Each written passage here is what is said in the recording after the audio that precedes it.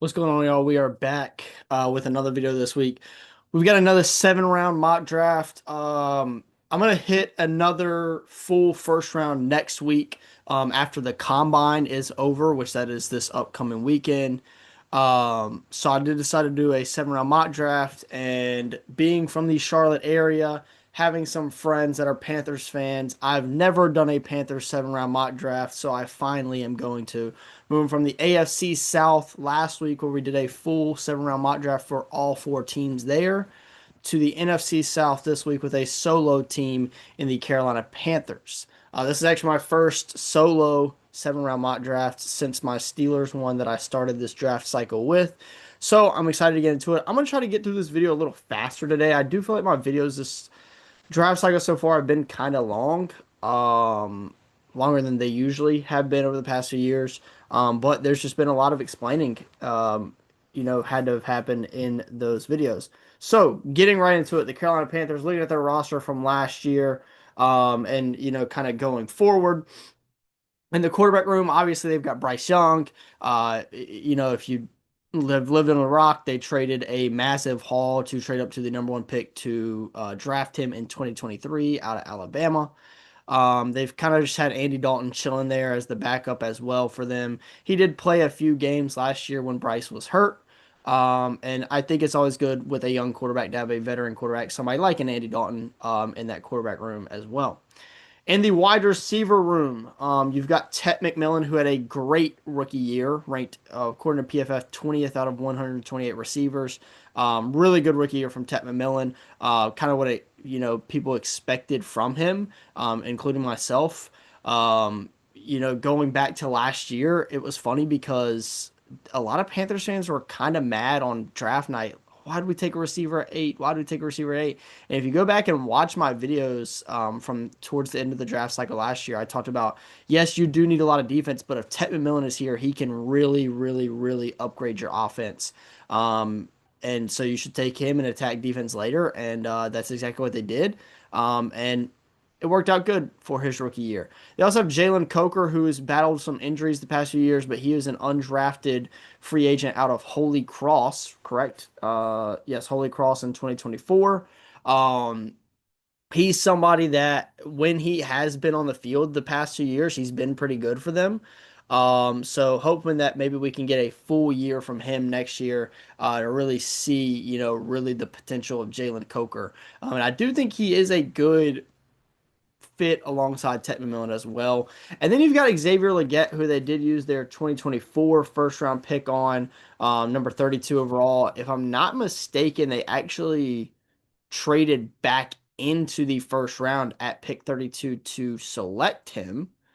And he's just been disappointing. He's 6'3", 227, runs. I don't have the number off the top of my head, but he ran a great 40, so he is a fast runner as well. So just a physical specimen that just hasn't worked out very well. I'm interested to see what they really do with him going forward. And then also in that wide receiver room, they had Bryson Tremaine, who played some snaps, 269 to be exact. David Moore, a veteran who played a little amount of snaps, and then Jimmy Horn Jr., who they took in the fifth, sixth round last year out of Colorado, who's more of a smaller slot guy. Um, he also played limited snaps. So that wide receiver room is interesting. And if you haven't been here before for a 7 round mock draft, I will talk about the needs when we get to the draft. I'm just kind of going over their roster currently. Then you move to the halfback or the running back room, which is relatively weird in my opinion for the Carolina Panthers. So you went out a few years ago and you signed Miles Sanders to a big contract. Didn't work. Bye bye, Miles Sanders. You also had Chuba Hubbard. And while you had Miles Sanders on contract, Chuba Hubbard broke out. So then you gave Chuba Hubbard a lot of money. Well, then you went and you drafted Jonathan Brooks in the second round in 2024 out of Texas, pick 46. Last year, you took Trevor Etienne in the fourth round out of Georgia.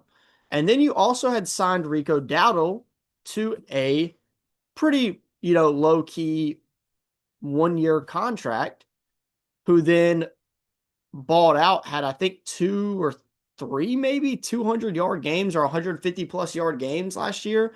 Um, and so it just got real tricky in there. Now, Jonathan Brooks did not play a snap last year. He was already injury riddled anyways coming out of Texas. So everybody kind of knew that that was an issue or could be an issue, and it has been for him. In his very, very limited time, he hasn't looked terrible. Trevor Etienne, in my opinion, you took him in the fourth round, but he's really more of like a special teams type of guy.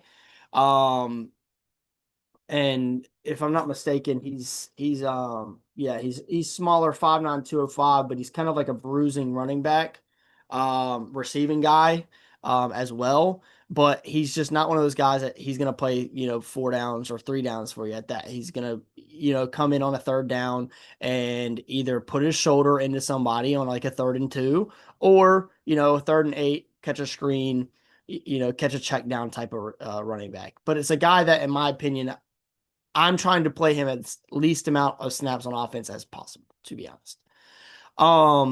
And that's really it for the running back room. So I think that's interesting going into the offseason as well. And you'll see why I'm talking about that due to free agency when we get there. The tight end room is also interesting to me because Tommy Tremble hasn't been terrible, but he hasn't been like good. He's just been he's been okay for you. Jadavian Sanders did not have a good year last year. He's also had an injury kind of riddled 2 years as well. I still kind of believe in him. I think he's athletic. I think he's good, but maybe not as good as I thought he was. Coming out of that 2024 draft from Texas, they took him in the fourth round, correct? Yes, fourth round. And then they took Mitchell Evans out of Notre Dame in the fifth round last year, who he was kind of profiled more of a blocking tight end. And PFF grade wise, as you look here, he didn't look terrible, I guess. But I just don't really remember seeing Mitchell Evans. And I watched a decent amount of Panthers games, I'd say. I don't really remember seeing Mitchell Evans have that big of an impact, to be honest. But I mean, if he's going to give you that type of production right there, and Tommy Tremble's going to give you some good production as well, you still got Jadavian Sanders. I think that tight end room is fine for now. Then you move to the offensive line, which is interesting. So, you know, you've got Cade Mays, you've got Chandler Zavala, who's played some snaps. Jake Curran's played some snaps. Brady Christensen's played some snaps. And then Austin Corbett, Damian Lewis, Robert Hunt, Josh Nyman, Ike Ekwonu, and Taylor Moton have all played snaps for them last year and over the past few years from most of those guys as well. Cade Mays has been below average at center. Damian Lewis has been a good guard that you gave a lot of money to. Robert Hunt has not been great since you gave him a lot of money. Well, he was not good last year before he got hurt, and the year before that he was fine, I guess. He was good. Austin Corbett has been not great. I mean, he's been okay. It's just been a whole lot of this dude's been okay. And Ike Ekwonu, I think you're starting to kind of question, like, hey, he's been solid for us in his 4 years, but like he's not been great. He's been serviceable, I guess is the word I'm looking for there. And Taylor Moton's been their guy forever that they gave a lot of money to. So offensive line, in my opinion, I think you got to question the offensive line a little bit going into the offseason as well. Then you go to the defensive side of the ball, which they invested a lot into last offseason with draft picks and free agent signings. In the cornerback room, obviously, you've got J.C. Horn, who per PFF grades was not good, supposedly, but I'm going to have to disagree there. J.C. Horn is one of the best corners in the league, I still think. Mike Jackson had the third best year per PFF grades. Really, it was more so the second half of the year than the first half of the year where Mike Jackson was good. But he is still obviously a serviceable cornerback as well. But outside of those two guys, man, you really don't have anything at all. Corey Thornton played 127 snaps. Caleb Evans played 63 snaps. Then you've got a bunch of safeties, which they kind of do, oh my gosh. Who was it? Was it Nick Scott or Charles Smith Wade? Oh, I got to see now. Can't remember. Okay, it was Charles Smith Wade. He played 398 snaps at the slot corner nickel role type thing. I knew one of those two did, but I couldn't remember which one. So they do. I would say he's more of a corner in my opinion than a safety. He came out in the draft out of Washington State as a corner as well. So really it's those three guys: Mike Jackson, J.C. Horn, Charles Smith Wade. Then you got Lathan Ransom, Nick Scott, Traven Merrick at safeties. Traven Merrick is a guy they gave a bunch of money to, who he's always been kind of solid, at least in his career. Lathan Ransom was a guy that they took in the, what round was it? Third, fourth round last year out of Ohio State. Nick Scott is a guy that is out of Penn State. I am struggling to remember, though. I don't think they drafted him, but I might be wrong. But anyways, Damani Richardson's another guy that played 29 snaps as well. Safety room, questionable. Corner room, questionable. And you'll see that is a theme here for this Carolina Panthers defense. I'm going to come back to the linebackers just because. On the interior defensive line, Bobby Brown Jr., 370 snaps was fine. Trayshawn Wharton, 455 snaps was not good. A'Shawn Robinson, 702 snaps. He was pretty good. Derek Brown obviously has been a beast since he got drafted in the first round in 2019 out of Auburn. But, they spent money to bring these three guys in last year. And did it work out? Kind of.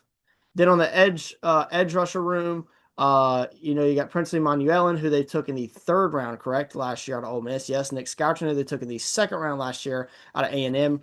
Princely Manuelin was not great in his 235 snaps. Nick Scouchen, I think, was pretty decent, especially for a rookie edge rusher in his 773 snaps. Pat Jones and DJ Wanham are both guys that I think Pat Jones they spent money on to bring over from Denver, if I'm correct. And then I think Travis Gibson, I think they also spent some money on to bring in as well. Who are also, those three guys are guys that played snaps for them.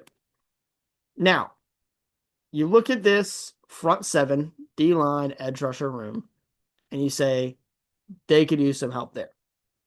And again, just like I talked about in the corner and the safety room, questionable. Then I skipped the linebackers for a reason because I wanted to talk about them the most. Linebackers. If you look at this linebacker list, tell me how many players you've heard of. Because there's not a lot that I've heard of. Chris Barnes, I've heard of. He's a special teamer guy. Isaiah Simmons, I've heard of. He played one snap. Everybody knows this Isaiah Simmons story. First round pick. Seventh overall, correct? No, eighth in the 2020 draft out of Clemson. Went to Arizona. Was not good. They messed with him, tried to play him at safety, whatever, when he was a linebacker in college at Clemson. Went to the Giants, kind of found a little bit of a role there, and then fell off again. And then he played one snap for the Panthers. Yeah. And then they had Bam Martin Scott play 57 snaps. Never heard of him. Claudin Chairless played 262 snaps. Where did he come from? Alcorn State. I guess he's a undrafted free agent. His run defense doesn't look terrible. 76.1 on 145 snaps. 70.2 in pass rush on 11 snaps. Okay. And then Trevin Wallace, who they took in the third round in 2024 out of Kentucky, and Christian Roseboom, who they brought in free agency. I'm pretty sure. I might be wrong in that one. But both those guys, also not good. So it's probably a repeating thing from last year. Defense, defense, defense, defense, defense for the Carolina Panthers. And then maybe some offensive questions as well. And again, I'll talk about needs here in just a minute. But I do want to look at impending free agents for the Panthers this year. Nick Scott, who did play 98% of snaps, is an impending free agent. I did just talk about him though and how he was fine. So I do think that's a guy that maybe you look at bringing back. Christian Roseboom played 78% of snaps for them. That's the guy that, hey, he wasn't good for you, but you just might need him because you really don't have anybody in that room. So maybe bring him back. Cade Mays, 68.5% of snaps. I don't know. DJ Wanham, I don't think they bring back 65% of snaps. Austin Corbett, 63.4. That's another guy that I just don't think that they bring back either. Maybe they bring back one of Corbett or Mays, but I'm not sure. And then I just talked about Rico Dowdle in that running back room being weird because I talked about how he showed up when you needed him to. He did kind of fall off towards the end of the year. But like, what do you do there? Because you spent two draft picks on two guys in the past 2 years. One of them's injury prone, one of them is not great.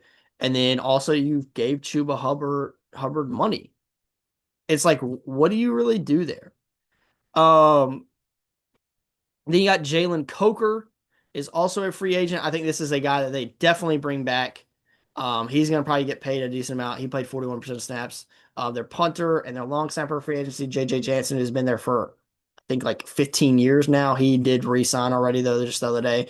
And then Brady Christensen and Josh Nyman, who are two more guys that I talked about earlier, and Jake Curran as well, who I see down there. Three guys I talked about earlier that did play some snaps for you on the offense line, all also hitting free agency. So when you go back and look at their offensive line, the guys that are coming back are Taylor Moton, Ike Ekwonu, Robert Hunt, Damian Lewis, and Chandler Zavala, and that's it. And then some of these other guys as well, but the lower key, the lower end guys.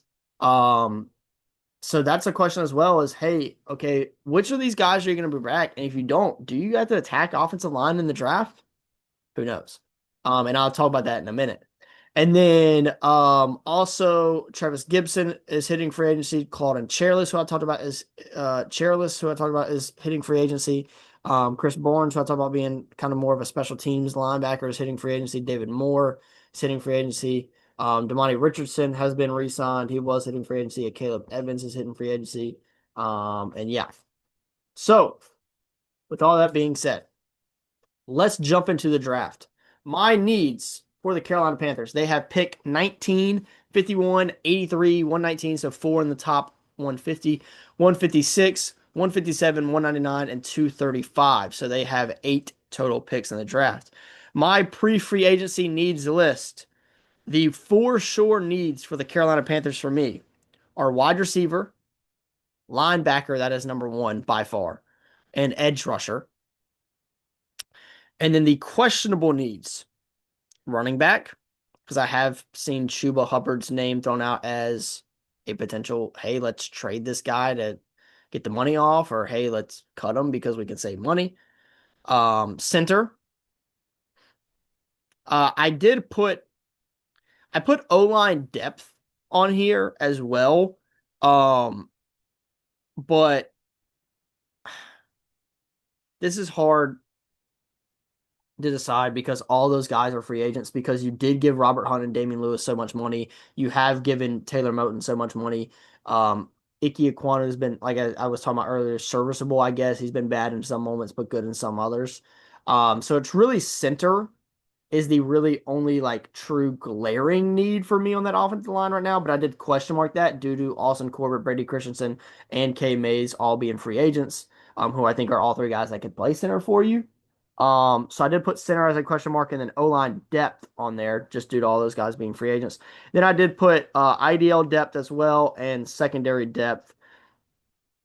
I talked about corner earlier going through the roster. I am thinking about adding cornerback on here, but I think secondary depth fits that need, but it's more so corner than safety. So with the 8 picks, I think, in my opinion, if you're the Carolina Panthers, if Sonny Styles makes it to 12 or 13, I would try to trade up and get Sonny Styles. However, we're not going to do that here. We are going to go ahead and start the draft, though, and see how the board falls. So the Panthers picking at 19. Now, this is where it gets interesting because of the following reasons. Spencer Fano is sitting here, and it's a possibility, in my opinion, that he does end up on the board here. He probably doesn't, but I do think it's a possibility.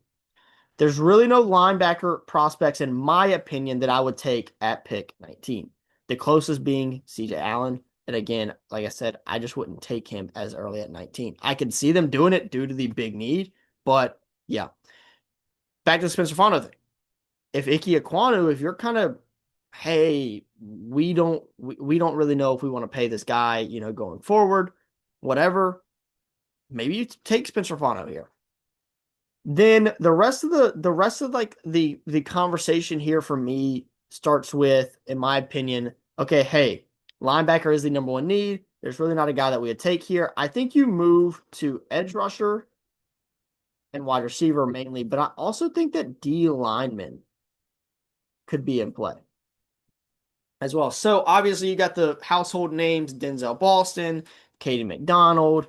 I think there's a possibility that Caleb Banks or Cassius Howell or Avion Terrell, if you want to look corner, is on the board here. I do honestly think that there's a possibility that like Keldrick Falk and Jordan Tyson are potentially on the board here as well. Um, Lee Hunter starting to sneak into the first round for a lot of people. Casey Concepcion is here. Christian Miller, Akeem Mesidor, if you want to go with an older prospect. But and I mean, you got the other guys who are probably more, the second round guys as well. So really, in my opinion, to me, it's between Denzel Boston, Cade McDonald, TJ Parker, and then Casey Concepcion, and then maybe Akeem Mesidor. I just don't know if the Panthers would go with the older prospect. If he was younger, obviously he's probably one off the board by now, but two, more in that conversation. So it comes down to, hey, do we want to give Derek Brown a running mate in Caden McDonald? Do we want to improve our edge rushing room even more with TJ Parker? Or do we want to add another Tet McMillan like receiver in Denzel Boston opposite of Tet McMillan? Put Jalen Coker inside more. Or do you want to add Casey Concepcion, keep Jalen Coker outside with Tet McMillan, and have this slot guy that can go get screens and stuff, and be a over the top deep ball threat as well. And in my opinion, if I was Dan Morgan and Dave Canales sitting in the draft room on draft night, I think you look at, this board right here in this scenario. And if you haven't been here before, we will do two mock drafts. So I'm going to play with two different scenarios here. But with this first scenario, because I do like the depth of the edge class, I do like the depth of the wide receiver class. I'm going to take Cade McDonald here at 19. Add him to that room with Derek Brown, and let them two just go at it, right? Let them two go at it. And then you've got Nick Scourton on the edge with, whoever else. I do think that the Carolina Panthers, they don't have a ton of money to spend on free agency. I do think that the Carolina Panthers will attack edge rushers in free agency or through trades maybe as well. I think they go after some, high end guy in that scenario.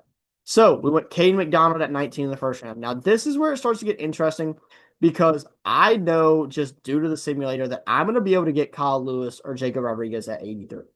So I'm not going to take linebacker, even though I've talked about, hey, linebacker is the number one need.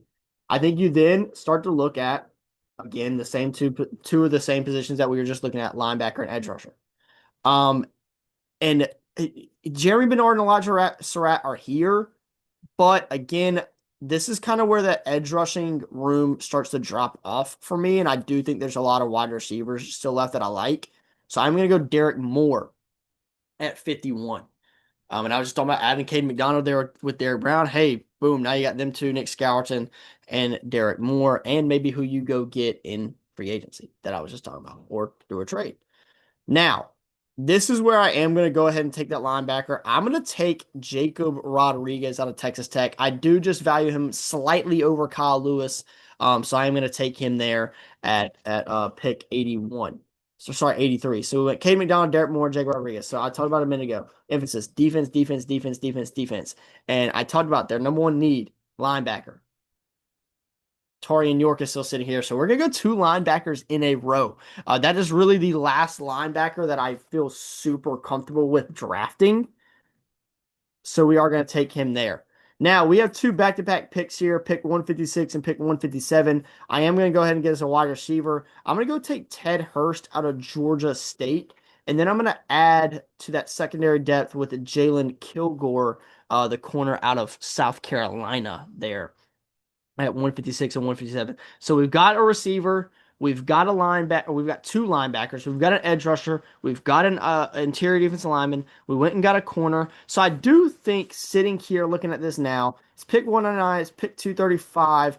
I think at this point you look at this and you say, hey, let's go add some offensive linemen because we've got a lot of guys hitting free agency. So I am going to go take Micah Morris out of Georgia. And then I kind of spoiled it because I was about to take him right there. As long as he's on board, I'm going to take Connor Tolleson out of Missouri. If he is not there, I will pivot to a different um, center, but he is still there. I think Bryce Foster could be in play there as well as a center. Um, Really, the rest of these guys I'm good on.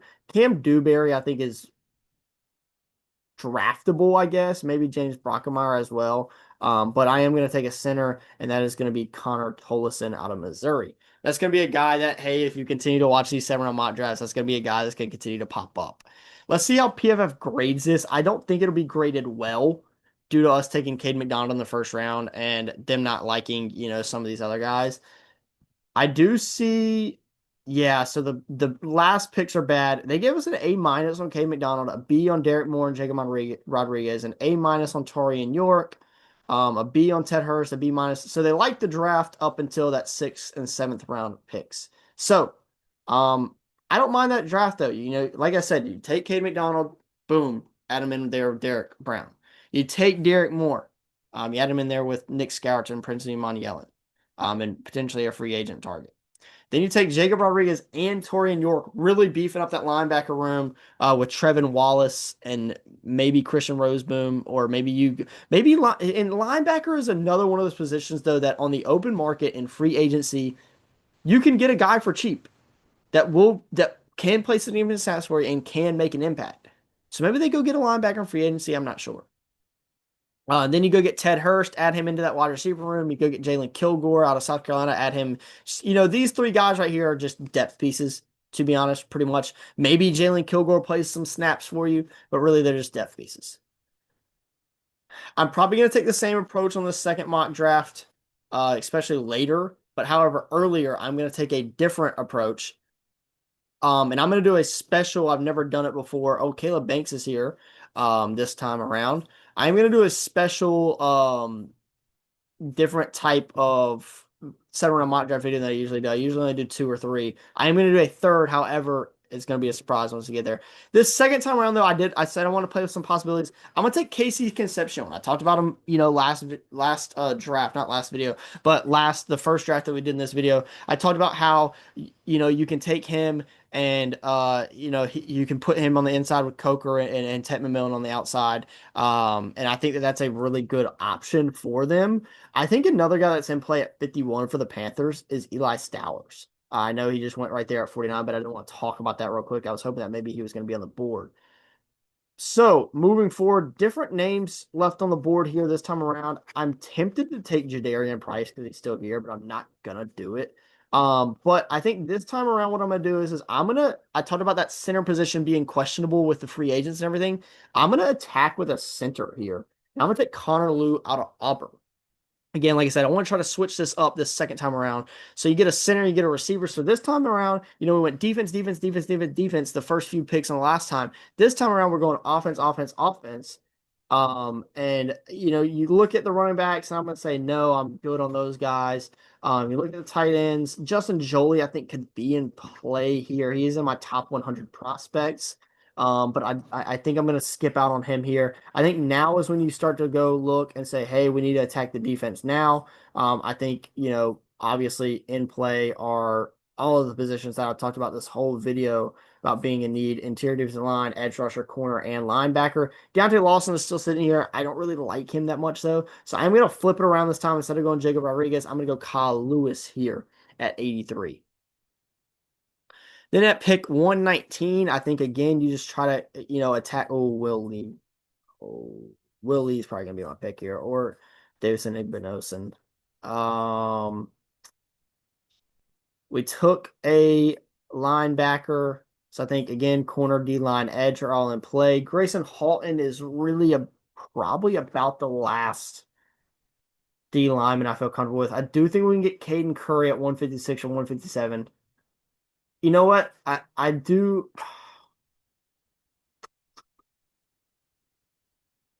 The last few corners that I really like are probably going to be gone, so I kind of want to just take one of those guys. But I do think D line and edge rusher are bigger needs than corner. So I'm gonna take Grayson Halton out of Oklahoma here. Hope that Caden Curry is still on the board at 156. Take him in a corner at 157. Looks like Jalen Kilgore just went. I wasn't really paying attention to it that much though, so I didn't see if Caden Curry went or not. He did not, so that's good. So we get Caden Curry there at 156. And we're gonna go attack a corner again at 157. And I see Tacario Davis, but I think I like Devin Marshall and Jaden Kennedy better than Tacario Davis. Demonte Jackson's fine. Devontae Smith is fine. These are obviously like later round guys though. Charles Dennings is fine. Deshaun Jones is fine. Jalen Gobo is fine. Yeah, so I'm gonna go Devin Marshall out of NC State. Really good coverage grade this year. 90.5 zone coverage, I think, is what you look at and you say, hey, I like that. If I'm the Panthers. Um, so then moving forward at pick 199, 235. Again, I'm gonna just try to go different routes here. Just to be, different. I'm gonna take a running back this time around. I'm gonna take Roman Himby, maybe. Um, just feel like Roman Himby, maybe not.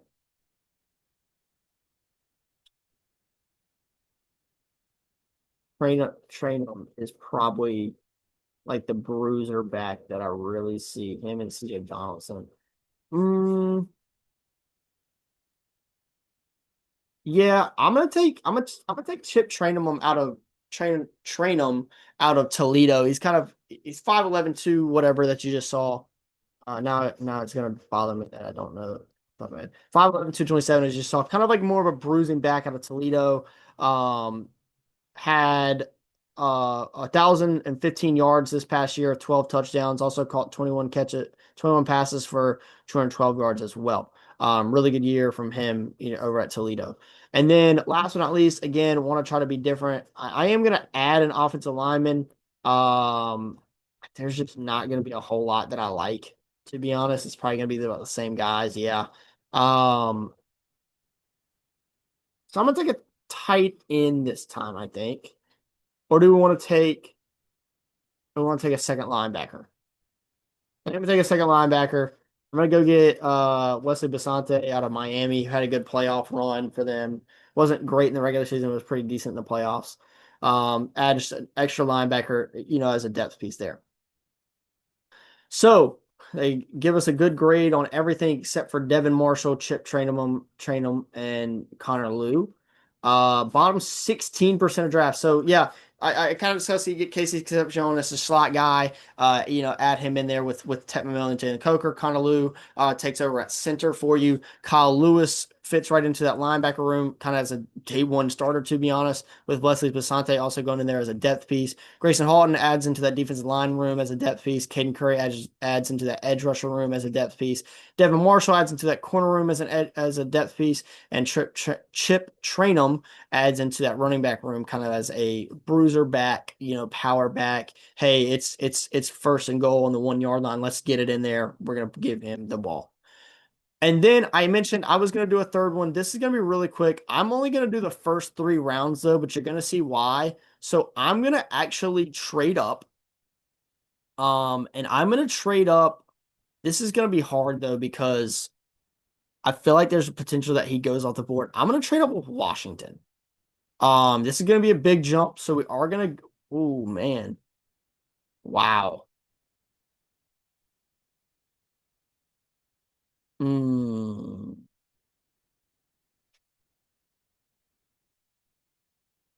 So we're gonna give up 83. I don't know the pick value stuff on the top of my head. We're gonna give up 83, our future second, and 19 for 7. We're gonna force it. I don't know if that actually gets it done in real life, but we're gonna force it just to go through for video purposes. So we're only gonna have 2 picks of this, 7 and 51.